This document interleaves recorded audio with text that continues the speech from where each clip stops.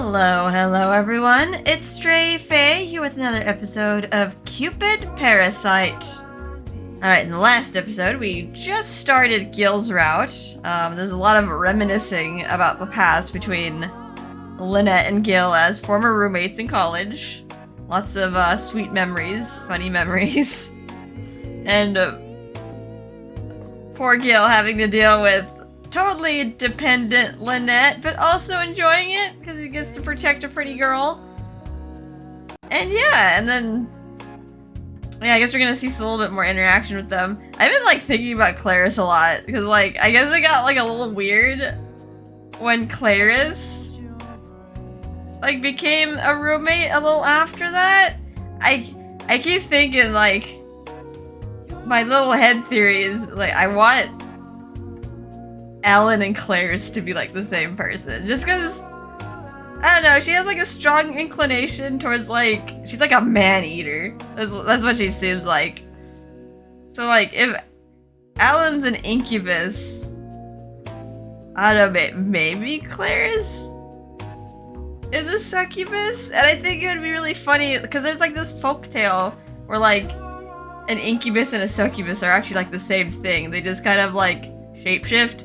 And the succubus will seduce a man and then after that transform into an incubus and then go after a woman and just transfer sperm that way. I don't know, maybe it's kind of maybe it's just a fake myth to just justify cheating, but it'd be funny if I did Alan's route and Alan and Claris turned out to be the same person. Maybe I just want to date Claris that bad. But yeah, I don't think that's the case. I think there's a few instances where they're actually in the same room together. If they were never in the same room together, then probably not. Oh well. Let's continue with Gill's route. We're not talking about Alan now, we're talking about Gill. This is I think the third chapter into Gill. Alrighty, what's Gill Lovecraft doing? I'm sure she's still working right now. I was walking down 7th Avenue on my way to work. By coincidence, I happened to pass by Cupid Corporation. I looked up at the building.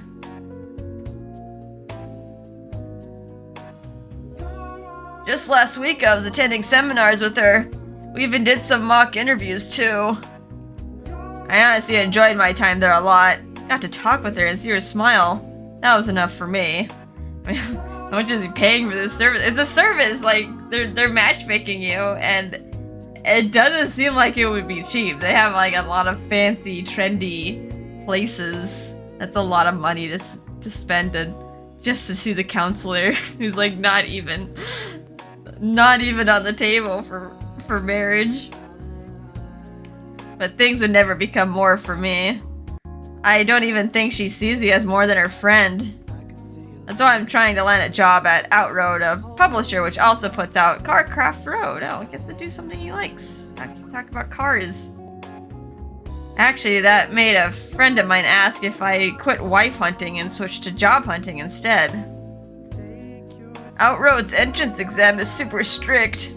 It'll be tough, but in the past, I took the primary exam where you write your thesis. Back then, I failed spectacularly. Thankfully, you're allowed to reapply. This time, I tried to make a roadmap to success for my writing. It wasn't a big company, but there's a lot of passionate fans who love their titles. Plus, their print circulation is great. I dreamed of being able to write for the titles I love. I imagine there's a lot of people with the same motivation as well. A lot of competition. Unfortunately, they do all of their editing and writing in-house, so I've never been able to take on work from them. Movie Moon, Time In, and Gossipy give me enough work, but Gossipy is some sort of gossip magazine. My dream of writing for Carcraft Road has yet to be realized. Rumor has it that the employees are all eccentrics. Maybe they're allowed to be a bit more eclectic since it's in-house. This time I'll pursue my dream to the very end. That way she'll think of me as an attractive man. All for Lynette. I mean, he's still going for his dreams, but unfortunately he's doing it for a woman and not for himself. It's technically still for himself. Guess he just needs that little push. A message popped up on my smartphone. I opened it and my heart leapt in my chest. Oh, it's Lynette! Gill, how are you doing? Would you like to grab a bite to eat sometime soon? It was a message from her. A bite to eat? Sometime soon? Wow. And she's asking me out instead of the other way around. She was strictly business when I was a Cupid Corp member. It's been years since she sent me a personal message. Once we stopped being roommates, we drifted apart and I stopped reaching out. I'm sure she's doing this to be nice, but I don't have anything ready, so I don't know whether I should accept or not. Originally, I planned to achieve my dreams and sweep her off her feet with my achievements, but... well, I can't just say no to her. Already, my will is cracking under pressure. I just don't know how to respond.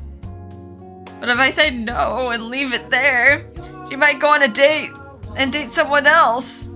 There's all these other suitors after her. Immediately, I thought of the other Parasite 5 members. To be honest, the other Parasite 5 members were all so good looking. Plus, they could make a decision and stick with it. Raoul's a Sillywood star. Guess Aïn's a professional designer. Alan could easily handle women with style. Monsieur Essay, well, he never showed up in the end, so he's out. Still, I can't help but think of her being with them. Now that I stopped the matchmaking service, I have no opportunity to talk to her again. Wait a minute. Parasite House's assistant director Peter was good looking too. Why are you mentioning Peter? And what if she started dating someone while I was pursuing my dream? I became a freelance editor so she could have all my time. Am I going at this from the wrong angle? I don't know, man. It seems like you're just there all the time, so you just got hard friend zoned. You're just like the comfortable friend who's just there. Maybe you need to pull away a bit and have Lynette miss you? Although 2 years. You pulled away for 2 years and nothing still happened. Even back in college, I arranged my class schedule around her. She was so popular that I constantly had to keep an eye on her.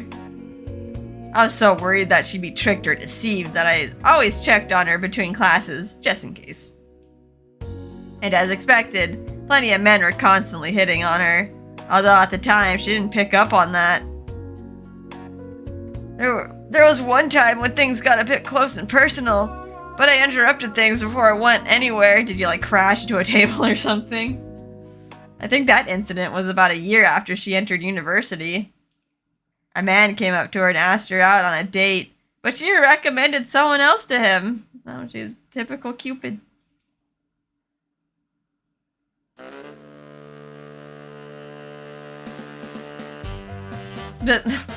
What the heck is that supposed to mean?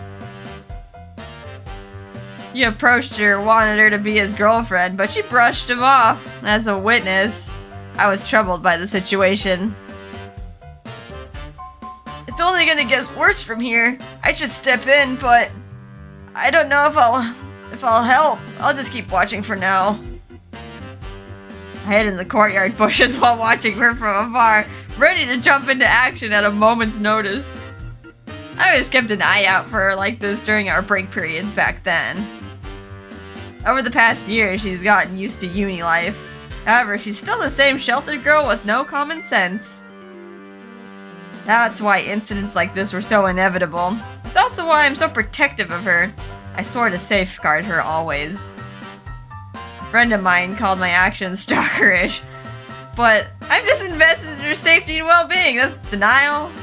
You're in denial, dude. Why are you suggesting I go out with someone else? Well, I simply noticed that you and her were compatible. More so than me. What? That's the reason why you're always checking me out in the dining hall? Based on my observations, You two tend to share your personal bubble far more often with each other than with others. Just like, how about this other girl? Here we go. This is subtle proof that you trust one another. That and you always sit next to her. She must bring you such comfort. I'm sure you'd make a wonderful couple. In fact, I can already hear the wedding bells ringing. Look here, chick. Actually, if you'd like, I can put together a date portfolio for you to help you plan ahead. She's like barely started college. She's already being a marriage counselor. I don't care about that. Uh-oh. Enraged, the guy grabbed her by the shoulders. Lynette got silent and realized things weren't going well. I'm sorry. I just can't help myself when I see two people who are so well matched. Who do you think you are, Cupid? Well, yes, that would be me. Damn, you've got jokes. If you don't believe my feelings, then I'll prove it. You're coming with me. Oh, dude. What's there to prove? She's not interested in you. Like, just leave it. Don't try to drag her off to some alley. Wait, what? Where to? This isn't good. You might try to take her somewhere unsafe. My gut feeling is that he's getting stubborn on purpose. He's gonna try to push back against the truth and use her to go against it. He wants to believe that he's in love with Lynette Mirror instead of the person he truly likes. And if he keeps pushing, he could waste away her special first-time experience. Lynette! I leapt out from the bushes, and Lynette looked at me with a sigh of relief. Gill! She looked so elated at the moment she saw me come to her rescue. Such a cutie! I kept my face serious as I held my hand out to her. Lynette, hurry up! We have a class with Professor O'Connor today, and you know how he gets with late students. Oh, right! Sorry, I have to go! The man grabs at her, and Lynette's face contorts with pain. Immediately, I stopped and stepped in front of her. Let her go!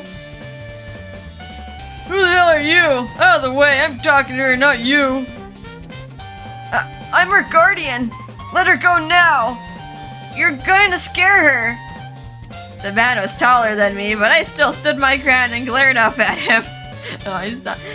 Poor Gill is probably like considered like the nerd.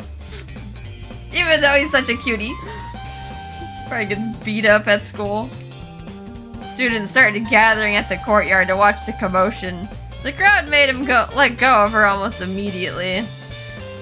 Yeah, don't like witnesses. Lynette ran and hid behind me. I shifted to conceal her. The man just glared at us with irritation, flashing his eyes. Like, dude, just let her go. I don't get people like this. Like you're not gonna date her. Like, she's not interested. Like, why make it assault at this point? So I'm asking again, who the hell are you? It would be easy to say I was her boyfriend. It actually would have helped things out. However, I couldn't, so instead I said, I'm her cousin. I blurted that out of my mouth. That was the first thing that came to mind. How pitiful. But if I had said that I'm her roommate, we would have had even more complications. He might have jumped to a conclusion as well. There's no easy way to simplify our relationship. That's why I immediately claimed that we were family. What? Cousin? You don't look anything alike. That's how cousins are. She's still a child, so keep your hands off of her.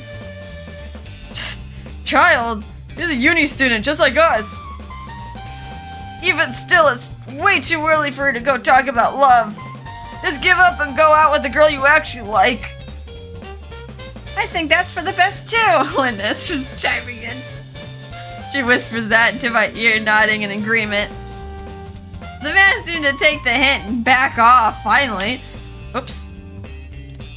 Mash the A button. Resigned to his fate, he accepted that she was too young to pursue. But it's like a 20-year-old. Oops.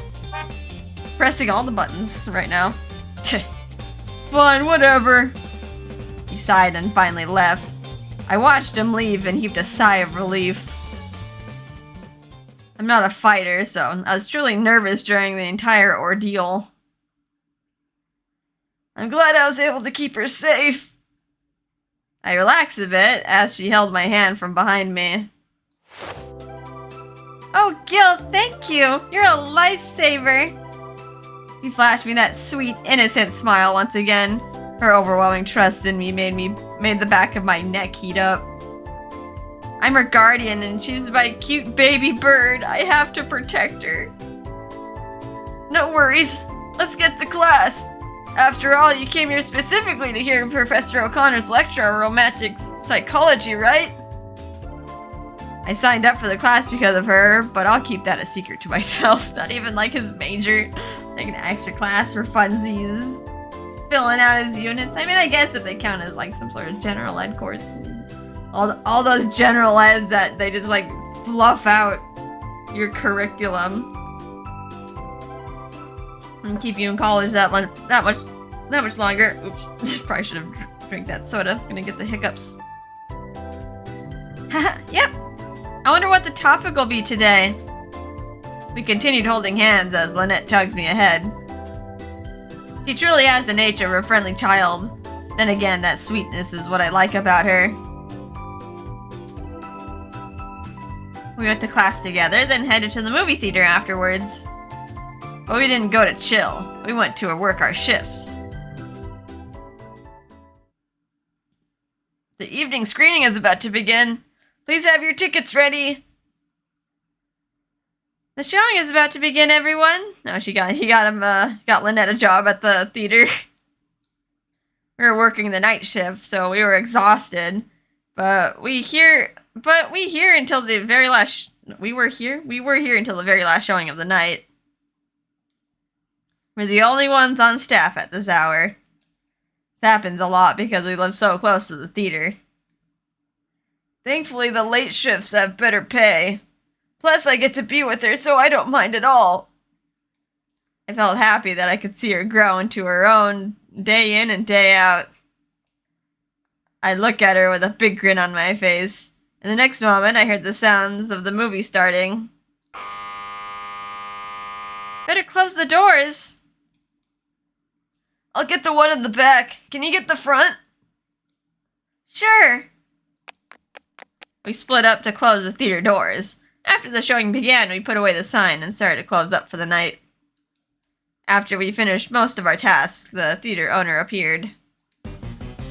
Movie theater owner. Oh, excellent work, you two. I'll handle the rest. Go enjoy the last show.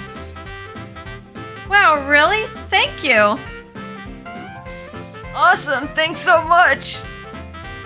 When the crowd's a bit thin, we're allowed to go watch the movies too. It's a perk of the job. So, you two have the same shift again, huh? I heard you also got into the same university and live together, right? Sure are close. Yeah. Must be nice to be so young. Be sure to use protection. Choose company, but three's a crowd. Huh? Nothing. Nothing at all. Please don't joke about that kind of thing. I'm just messing with you, kid. The owner grinned while looking at Lynette and I. The owner always ribs me like this. He knows that I'm in love with her, so he always finds a way to tease me. I was just hearing things. Come on, Lynette, let's go catch the rest of the film. Sure. I think today's movie is Bumble Pig. I wonder what kind of movie that is. What? Oh, it's an action flick with a transforming car. It's full of thrilling scenes. I love the transfer car. What is this? Why is there a dog there? I love the transfer car series since I was a kid. Bumble Pig is a spin-off of the main series. Is this supposed to be Bumblebee? Instead of Bumblebee, they call him Bumble Pig. That being said, it should still be enjoyable for a first-time viewer. I'm so happy that I get to watch it with her. I love this movie series. Hey, let's watch the other installments later, too. Haha, I can't wait. Oh, we better hurry or the previews will end. Come on, Gill. He dashes off in a hurry. She's so cute. Being able to be around her like this and spending time watching a movie together feels a bit like a date. Makes me happy. Gill, hurry up! Wait up, I'm coming! I waved in her direction and followed. Silently, I prayed that these days would last forever. Oh, but they don't. Back to the future, back to the present. But of course they didn't. I sighed and looked up at her workplace.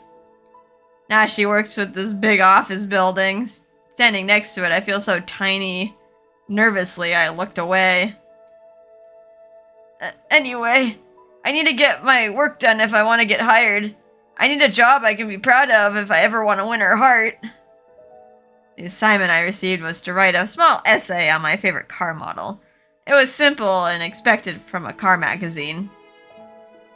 But narrowing down my choice down to just one model is hard. I love cars in general, so it's hard to decide which specifically to choose. I look towards the street to find some inspiration while walking around. But all I can think about is her. Cars are the farthest thing from my mind right now. Lynette, are you busy right now? Are you even there? I wish I could see you right now. Poor sad, pitiful Gill. Achoo! Oh, coming down with a cold. No, it was just a sneeze. Someone's talking about you. My nose won't stop itching. I hope I'm not getting really getting sick. Clarice chuckled when I looked confused by my sudden sneezing fit. Maybe someone's talking about you. What do you mean? Oh, you don't know the saying? They say that if you sneeze, it means someone's talking about you. Oh, I didn't know of such a legend. Humans truly think of everything. Sneezing is simply a body function, often initiated by dust or other stimuli, and also something that happens with colds. Humans want to attribute meaning to sneezing. I truly love how interesting the ideas and creativity of humans are. There's another saying too. Sneeze on a Wednesday, sneeze for a letter. Huh? Really? Yup. Sneeze on a Saturday and you'll see your sweetheart on the next day. Maybe it'll even bring a little something else too. Excuse me? Today is Wednesday, so you might be getting a letter. Anyhow, I'll be heading out now. Clarice said that she's still taking the meeting data from me because it's needed to update the Cupid system. While watching her go, I thought of something. Speaking of letters, Gill sent me an essay's worth of words by photo after that seminar. The pressure I felt coming from that wall of text was something that I had criticized him for as his advisor. However, Gill insisted that he preferred letters over simple texts. But I never received an actual letter, and I still don't understand why he's lovelorn. Then I realized something based on the keyword letter. Letter, that's it! There's a love letter with Gill's handwriting on Clarice's desk back in uni. The photo of the letter Gill sent me earlier matched Clarice's own overbearing letter. Back then, it was sent anonymously, so I didn't know who sent it.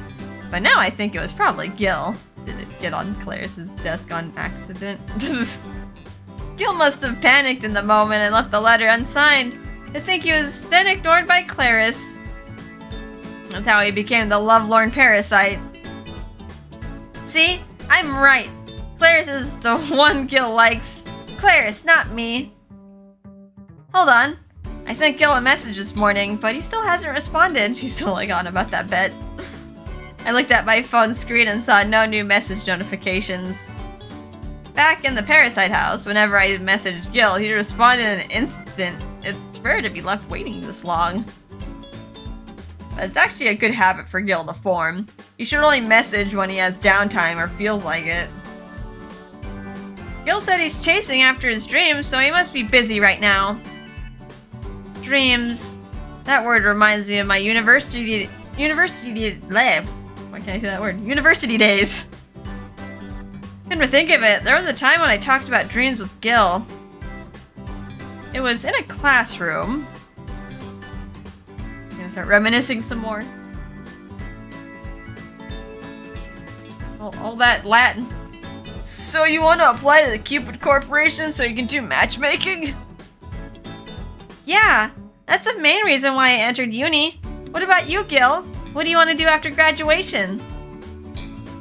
Well, I'm still thinking about things. I still haven't decided yet. Like what? Things I want to do, things I don't want to do.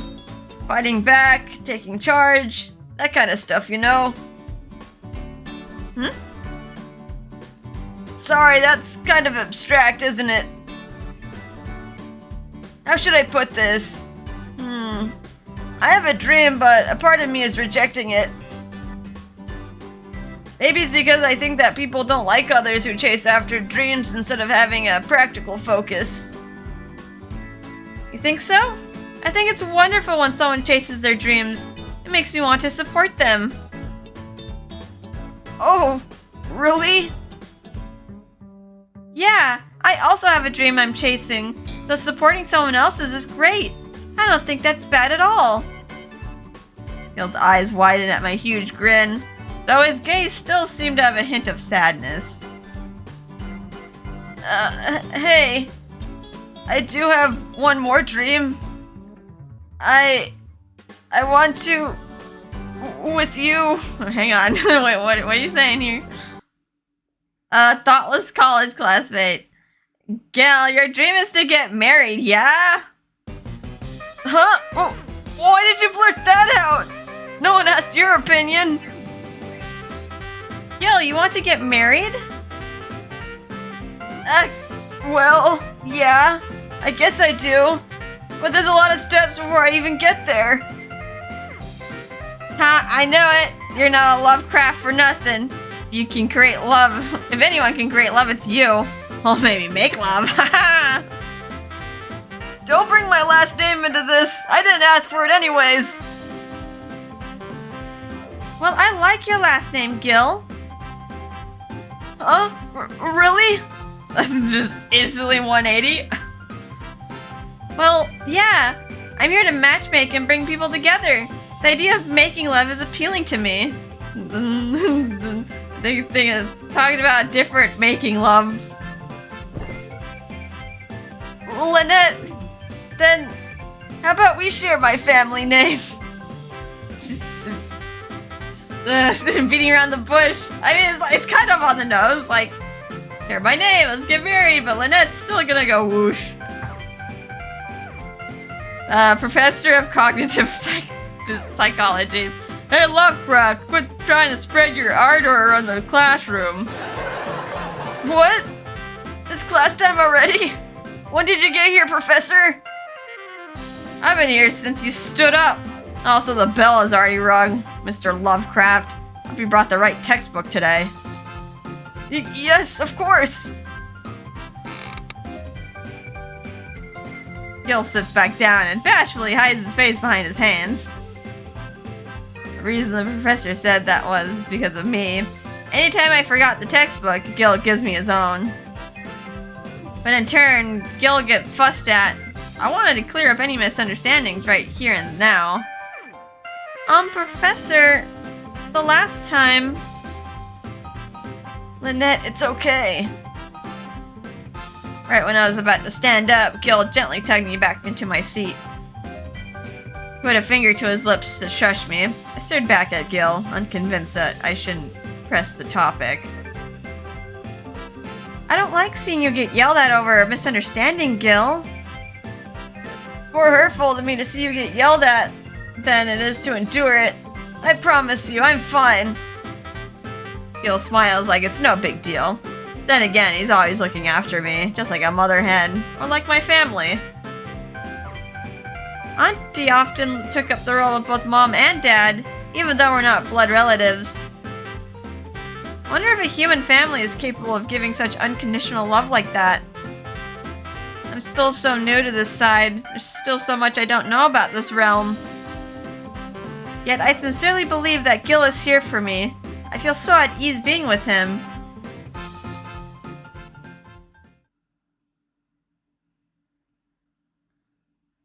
The things he wants to do, the things he doesn't want to do. Fighting back. Back in university, Gill didn't ever directly tell me what his dreams was. He has a dream, but he's holding back. That's what he said. But now he can chase after his dreams. What did he mean back then? Honestly, I'm happy for him. Even if he's not responding to my message, there's still something I can do. I'll support Gill's dream. If he asks for advice, I'll do my best to help him.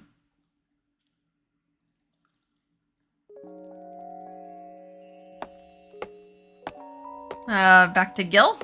Before I realized it, I'd walked from 7th Avenue through Lewis York Park to the university on 3rd Avenue. Must have gotten caught up thinking about her and came all the way here.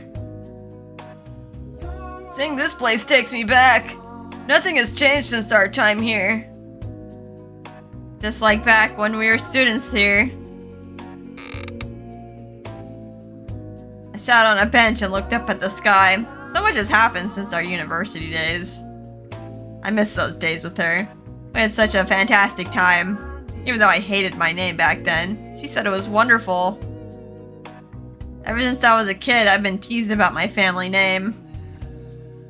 And at the same time, my name connected me to a certain bedroom act. Still, she accepted me. A family name at all. I don't know, these Lovecraft sounds sweet. I guess kids can be relentless, though. I think, my sister got bullied for our last name, but no one really bothered me for it. I think I was, like, too unfazed by it. But my poor sister would just, like, break down. Just a sensitive girl. That's why I decided to confess my feelings for her that day. Took me an entire week to write my masterpiece of a letter. I put it into the textbook I borrowed from her. That way she'd find it. But she's always losing her textbooks.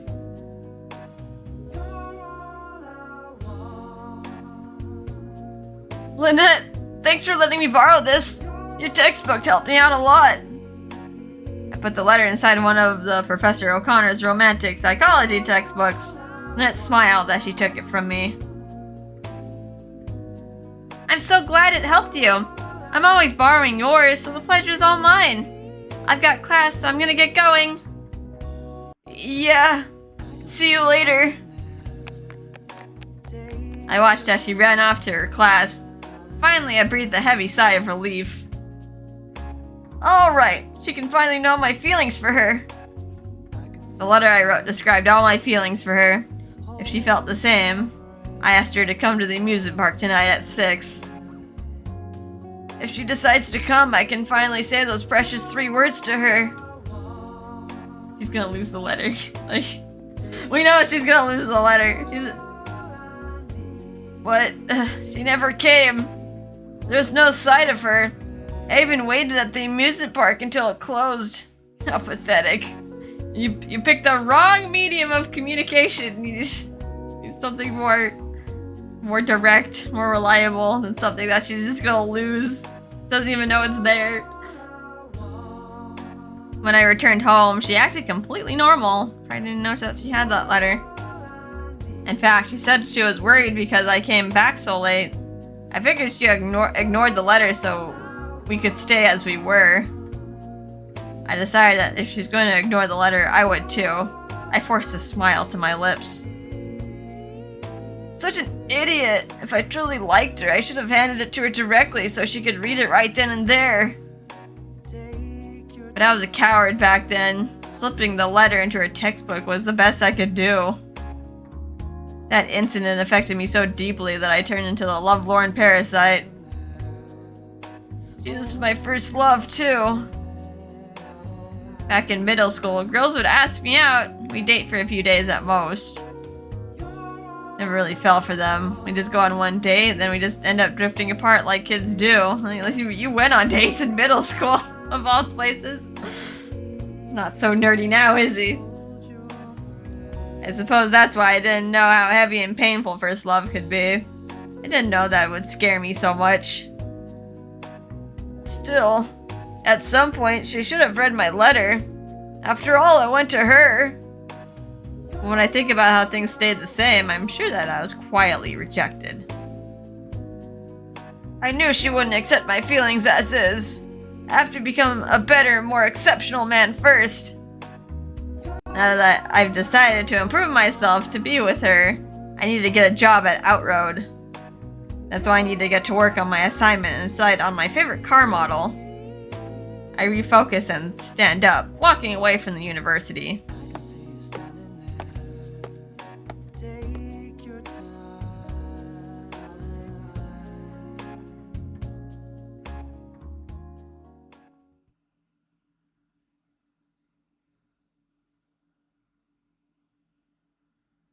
Alright, back to Lynette's house. Even after that sneezing fit, there doesn't seem to be any sign of a letter. Clarice and I were enjoying dinner together after leaving work. Phew, that was delicious. I'm gonna have some wine. Want a glass? Sure, I'd love some. You got it. White wine, okay? Yes, please. Clarice went into the kitchen and returned with 2 wine glasses and a bottle.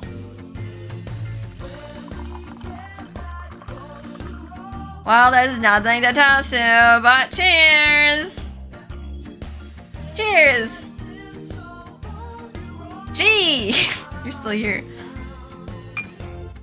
Clarice and I clink glasses and start drinking our wine. It was nicely chilled and tangy. It went down easily. I've only been drinking wine since I started living in the human realm. It's actually quite nice. What about, like, the whole god of wine, Dionysus? Do they not have wine back in Celestia? A lot of mythologies involve wine as a motif. I'm sure the gods have loved booze of all types for as long as it's been here.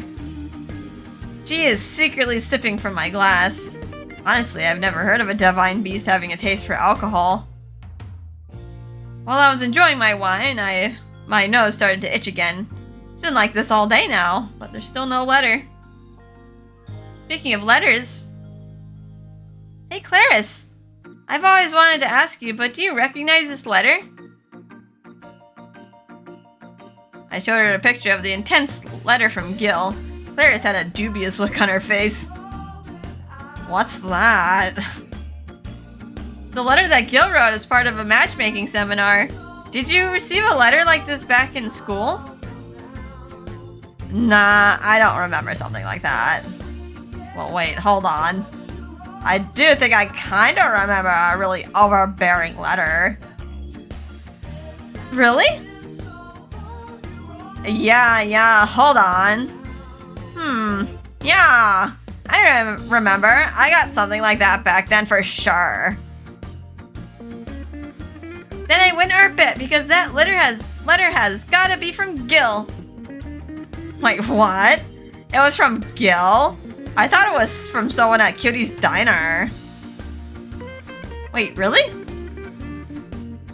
Yeah, because it was already in my bag. Gill wouldn't have the guts to slip something into a girl's bag like that. Clarice had already decided that it was impossible. I tried to remember what Gill had said back then. I gotta select option 1. I guess it's not possible. In your bag? I guess it's out of character for Gill to do something like that. Right. I think the Gill in your head is a lot braver than in real life. There's no way that's letters from him. Besides, it was anonymous. Would he make that kind of mistake? I mean, he did, kinda. No, I guess Gill wouldn't. Huh. Because it really was from a Cutie's Diner customer. Clarice used to work part-time at Cutie's Diner. She had loads of fans, even back then. She receives letters all the time. I'm almost certain that there is someone else out there that writes letters like Gill. And here I thought I finally had proof that Gill was in love with Clarice. Oh, I'm feeling snackish. Do you mind if I get that cheddar cheese we bought out? Oh, how about it? Just gonna sit down and eat a whole block of cheese. Thanks! I put down my wine glass and got up. Some wine and cheese. Chi was quick to follow after me. He wraps himself around my neck and starts nuzzling me. Chi! Ha! Did she get a little tipsy? No, he's a little blushy. He is blushing. It's alright for the gods to imbibe, but I have to wonder if a creature like Chi can handle their liquor. Gods, huh? Start to wonder how Celestia is doing right now. My life in the human realm is peaceful. That means Dad or Lord Jupiter haven't found me. Yet. I do wonder about them, though. Dad is currently becoming an angry 20-meter tall tree man while your mom is fawning all over him. Auntie does keep in touch about the current events in Celestia, so hopefully there's not a lot of problems. I need to get my promotion soon if I'm gonna one-up Dad. By rising in rank, I can upend his arrogant thoughts about gods being superior to humans. That's why I'm working my hardest to matchmake. I scratched Chi's cheek while heading into the kitchen to get the cheese. I also can't help but to think about who Gill was rejected by.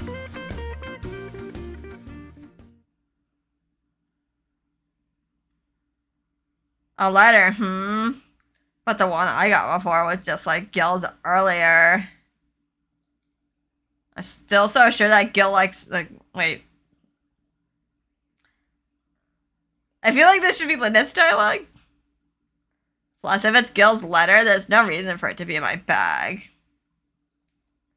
Hold on. That was the same day that Gill came home really late. Plus, I had borrowed Lynette's textbook that day as well. It's like all these details. Can you remember all those details from that many years back? She had said she lent it to Gill. If that letter was stuck between the textbook and fell out of my bag, then, oh, I must have taken the letter that was tucked inside the borrowed book. That's probably what happened. You solved it, Clarice. Oops. Sorry, Gill. Then again, it's your fault for sticking a letter inside a risky place.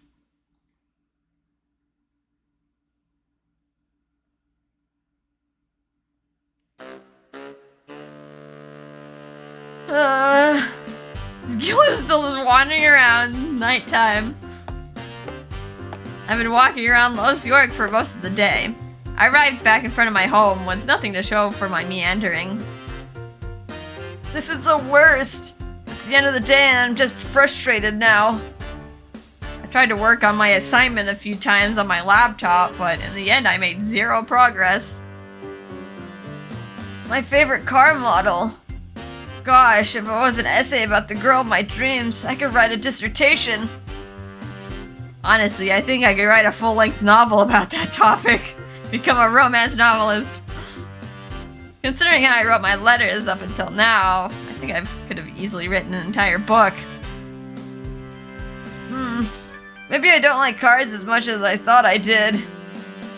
I start to mumble different excuses to myself. But now I know that they're not true. In fact, I know the real reason why I couldn't motivate myself to write today. I look like an idiot. Everything I do is so half-baked. I run my hand through my hair, yanking my bangs as I sighed. I know exactly why I'm acting like this, but I still can't motivate myself even though I want to look ahead. All of my emotions are focused on wanting to see her. I can't think straight. Oh, I forgot! She messaged me earlier today. I still haven't responded yet because things felt so awkward. I wonder if it's okay to respond even though I'm still indecisive. At the same time, I'm feeling impatient and want to respond before she gets taken by someone else. I'm so pathetic. I should at least respond with something. I'll leave my smartphone in my pocket and open the front door to my apartment. I continued to worry about how to respond to her message. In the end, I couldn't say anything that day.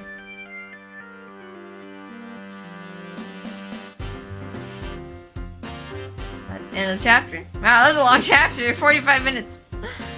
Poor lovelorn Parasite being lovelorn. Alright, so I think I'm gonna take a break here. It's because my voice is getting a little tired. Not a long day of work. Gonna take breaks. So yeah, next time we'll start 1 meter to love. I wonder if they're gonna meet up and if love is gonna blossom. Right now they're just like reminiscing a lot. Which I guess means they're thinking of each other. Alright, anywho, let's make a save. Save somewhere. Save here. There we go. Alrighty. Well, hope you guys are having a fun time with this. And I'll see you in the next episode. Bye-bye.